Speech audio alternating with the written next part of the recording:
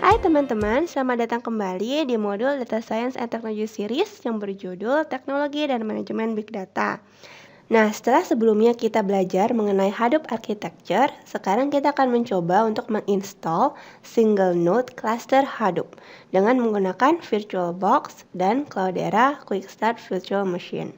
Tapi sebelumnya, saya jelaskan dulu ya sedikit mengenai Apache Hadoop Ecosystem, karena ada banyak sekali tools yang berhubungan dengan project Hadoop di Apache.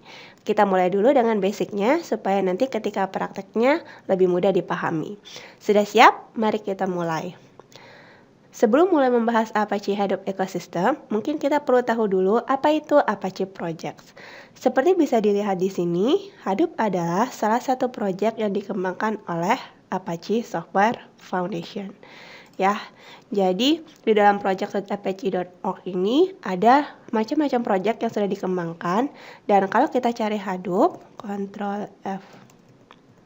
Nah, dia ada di dalam kategori database. Jadi bisa dilihat di sini bahwa Hadoop itu adalah distributed computing platform, kemudian dia terdiri dari HDFS dan MapReduce. Kemudian di-develop dengan programming language Java. Nah, selain Hadoop, ada juga beberapa tools lain yang kemudian dipakai untuk memperkaya penggunaan Hadoop. Nah, rata-rata ada di kategori Big Data, seperti si Apache Ambari, kemudian ada Flume, Giraffe, Kafka, dan sebagainya. Ini nanti teman-teman akan kenal istilahnya satu persatu ketika teman-teman semakin mendalami Hadoop. Kemudian, ini adalah salah satu diagram yang paling sering kita temukan kalau kita bicara tentang Apache Hadoop Ecosystem. Nah, di sini intinya sebenarnya ada layer paling bawah, yaitu distributed file system itu sendiri, di mana data-data disimpan. Kemudian ada processingnya, data processing framework menggunakan MapReduce. Nah, untuk sekarang yang biasanya kita pakai adalah yang version 2 dan ada Yarn. Yarn itu yet another resource negotiator. Nanti kita akan bahas lebih lanjut. Kemudian ini adalah core elements. Ada lagi elemen yang lain. Nah, kalau ini HBase, dia untuk storage secara big table. Kemudian ini adalah tools untuk query, untuk analisis. Hive ada, Peak juga ada. Kemudian ada Mahout untuk machine learning. Ada juga konektor ke R. Ada workflow, kemudian ada koordinatornya, sama ini untuk data exchange atau data flow. Jadi ada yang untuk structured, ada yang untuk unstructured. Kemudian ini adalah Ambari untuk monitoring. Nah, kita tidak akan go terus secara detail satu persatu, tapi setidaknya teman-teman bisa tahu garis besarnya apa kegunaan masing-masing. Kita mulai dengan HDFS terlebih dahulu. Jadi seperti yang teman-teman sudah tahu, dari materi sebelumnya kita pernah membahas bahwa HDFS punya master-slave architecture. Jadi ada name node sebagai master, kemudian ada data node sebagai slave. Kemudian di data node ini dia fungsinya adalah untuk menyimpan pecahan-pecahan data yang diindeks oleh si name node. Gitu. Ya. Kemudian fungsi si name node ini adalah mengkoordinir si klien. Klien ini bisa berupa aplikasi. Jadi dia mau baca hasil dari data node yang mana, dan kemudian dia mau write data ke data node yang mana gitu.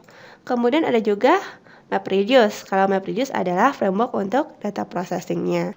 Nah, MapReduce ini terdiri dari dua functions, ada mapper dan ada reducer.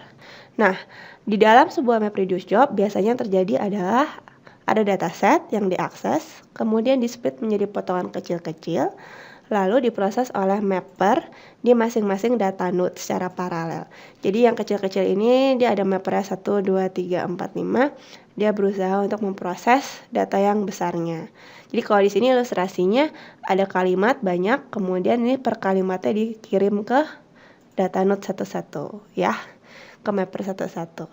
Kemudian output dari mapper ini diinput ke reducer. Reducer ini akan melakukan fungsi aggregation atau summarizing.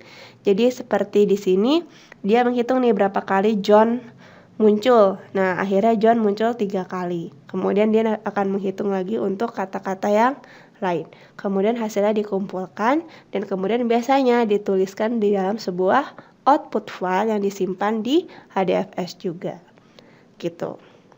Kemudian, sekarang MapReduce itu tidak berdiri sendiri. Jadi, sekarang sudah ada YARN, Y-A-R-N.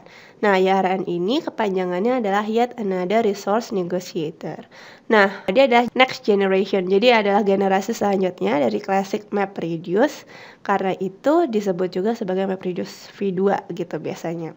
Nah, kenapa ada YARN? Kenapa ada MapReduce version 2? Nah, karena ditemukan weakness dengan MapReduce yang version 1, di mana dia sangat bergantung pada job tracker.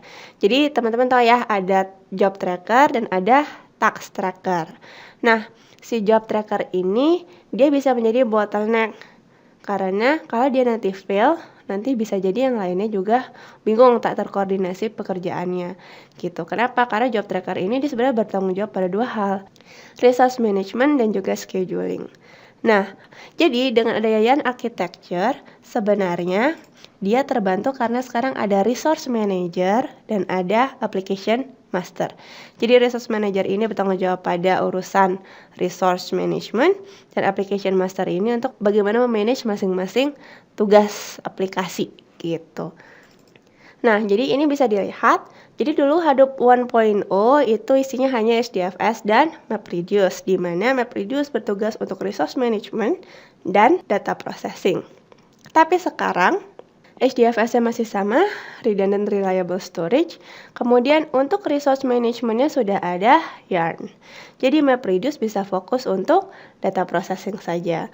Dan kemudian ada tools-tools yang lain seperti misalkan Hive dan Peak.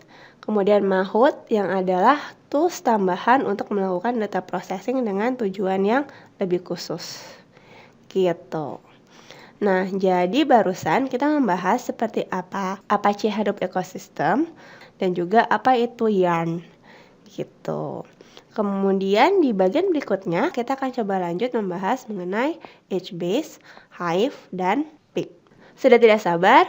Silakan tonton bagian berikutnya. Terima kasih dan sampai jumpa.